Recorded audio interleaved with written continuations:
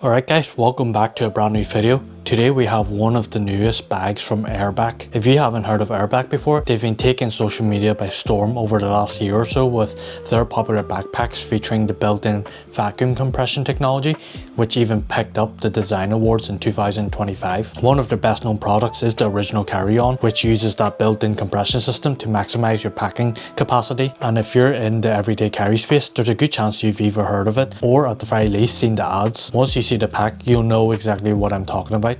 But this time Airbach has came back with something a little different, the Airbach Move. The Move was designed around real feedback from users with the goal of creating one of the lightest everyday backpacks in their range, and at just 900 grams is certainly living up to that. It combines smart organization with really minimal design while still aiming to provide all-day comfort for commuting, work, gym sessions or even travel. It's definitely an interesting design and I'd love to show you more about it, so without further ado, let's just jump right straight into it. So starting off with the exterior, I'm pretty new to Airbach. I haven't actually used any of their products before this, but I've definitely known about the brand because I'm in this space. I've always been interested in checking out the products, so I was lucky enough to have the team reach out and send this one over for me to showcase, so thank you for the team for that. But getting into the bag itself, this comes in at 15 litres, which I think is a really good size for the average user. It's spacious enough for your everyday essentials while still being light and compact. I'd say it's somewhere in that sweet spot between a sling and a larger backpack, so if you want something that's more capable than a sling but you don't necessarily need a big backpack, I think this is where the Move fits in. For the main exterior fabric, we're getting a combination of 1680D and 900D polyester, so while the materials keep the overall weight down, you're still getting a good level of durability, weather resistance and allowing the bag to retain some flexibility as well. And speaking of the overall design, I really like the shape and size of this bag. It's quite compact and it doesn't feel unnecessarily bulky. So starting with the front, we do have a small zippered compartment just along here at the top. Opening this, you will get a double zippered mesh compartment just at the back wall. You got a size of the half at the front and you do have the zippered mesh along at the back here.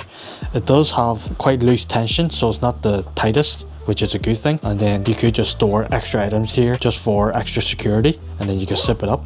And then you probably noticed you got this key attachment. It's quite short to complement this compartment, and it is detachable as well that you could use. You do have this fleece line material here, so you could probably store like glasses or something in here without worrying too much that it'll scratch up. Just underneath it, we do have a separate compartment as well that takes up most of the lower half of the front exterior. Open up and then you do get this nice lined grey lining in here, and you do have just all this bottom area to utilize. It is spacious, but at this top here you do get this this little flap that covers the zippers.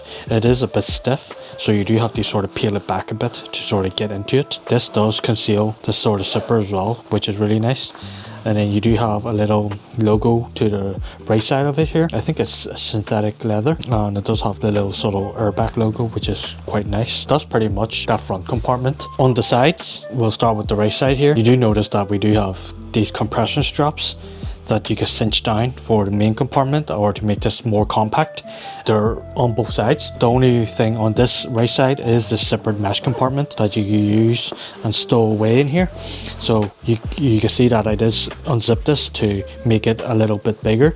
Has the stretch material, and then you could just put a larger bottle in here if you needed to. I do have this Lark water bottle that is about 500 milliliters, and it does fit perfectly well when it's opened here, but if I was to zip it up, it might be a bit tighter, so I can't zip it up actually. It's got good girth and I'm able to just grip it perfectly fine. Should fit up to about past halfway here, so it doesn't accidentally spill out as well. But if you have something taller, then you might worry about it over falling. And then turning to the other side, we don't really have anything over in this side, but you do just have the extra compression strap on the other side as well. At the top here, we have the main carrying handle, which is a different material to the rest of the bag. It has a sort of TPU style finish, and it's sort of rubbery and quite thin. It's also fairly tight, so if you got larger hands, you might find it a bit difficult and restrictive to grip. There's not a lot of padding here here either, so if you got a bag loaded up with heavier items, I could see this sort of digging into your hand a little bit. That said, I don't think this will be much of an issue for most people because this is primarily designed as an everyday carry backpack. You probably aren't going to be carrying a huge amount of weight in it, but if you're planning to use this for heavier travel and really pack it out, then the handle might become a little less comfortable. Moving on to the back, we do have a small hanging handle, which is really useful for hanging the bag up when you need to. I actually like when backpacks have the hanging handle positioned right here because it's useful in public toilets, especially when you're out and you can hang it up easily off the floor rather than having to put it on the ground. When you hang it from here, it gives the bag a bit of angle that's facing you, so when you're looking to grab something from your bag, you're able to grab it real quick. And then moving down to the back panel of the backpack, we do have the straps, of course, very nice and well padded.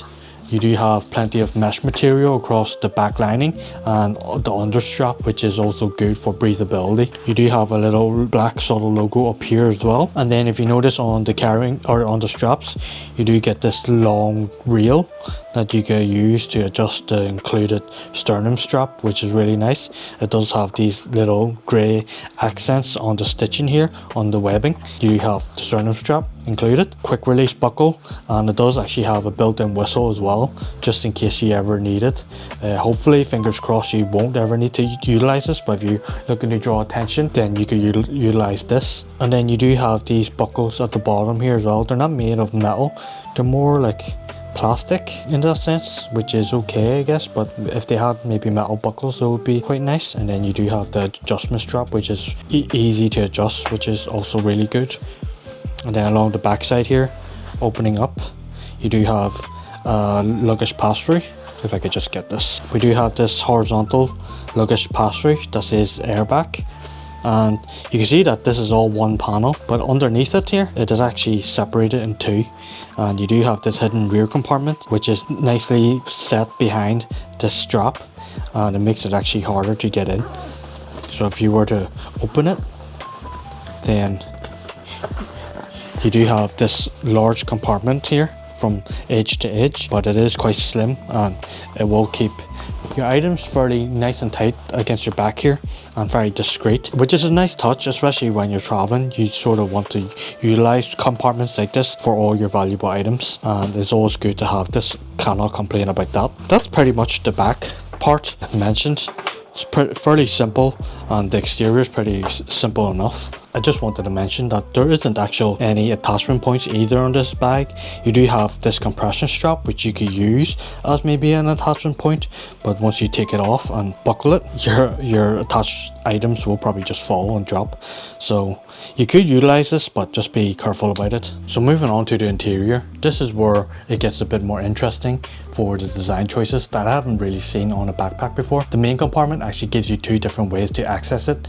The first is the traditional way, where you just unzip it halfway and open it like you normally would with a normal backpack. And then the straps, compression straps, don't really obstruct too much of the opening here. You could unbuckle it if you wanted to, but I feel like it's okay actually at the moment to showcase in this way, and you could just get in top down and grab your items really easily. But if you wanted to work with a larger opening, I will just show you that in a second. If you just open this and just zip it all the way down, you do get this larger opening. So as you can see here, that you do get this lovely grey lining on the interior. The main thing is this large luggage style opening, and you can see that this will just open 180 degrees. So while we're on the back here, we might as well start with the back wall. We do have a dedicated laptop compartment. It does utilize a strong magnet closure.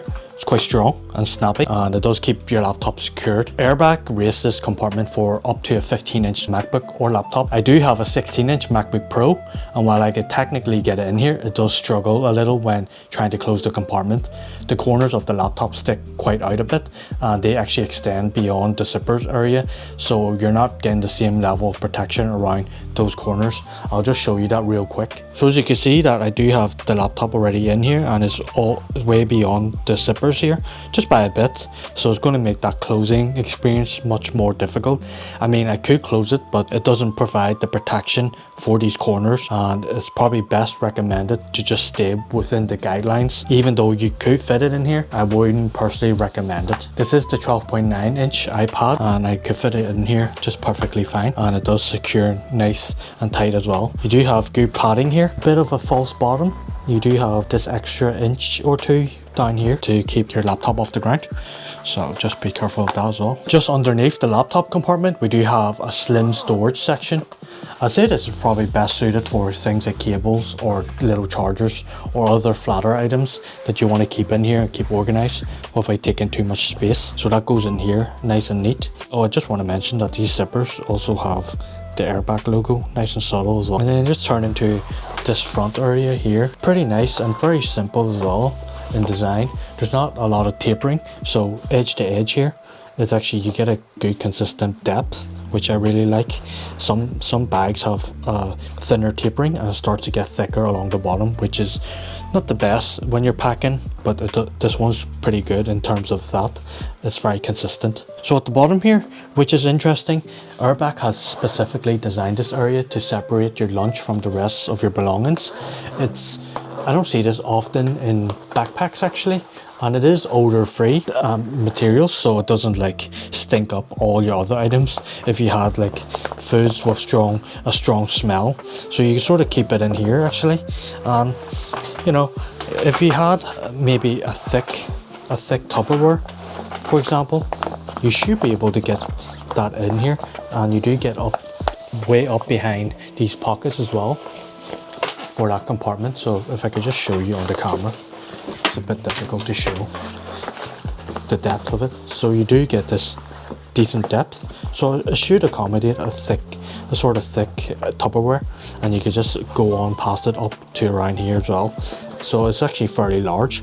But one thing I do want to mention is that if you do utilize this compartment with a thick Tupperware, this front exterior might be extremely difficult to get your items, so you probably want to work around and utilize the best way that if you were to use a Tupperware or thick Tupperware in here, then you might probably want to move stuff to different compartments and just adjust to that. That's something just to keep in mind. You do have that compartment right there, and then just above it we do have two open mesh compartments. These are fairly small, but does help keep your items organized if you want to just put small items in here. It's not necessarily the best way to get it from here, but it's actually a bit more efficient if you were to get it from this other compartment right here, because it's angled this way and you can just grab it real quick.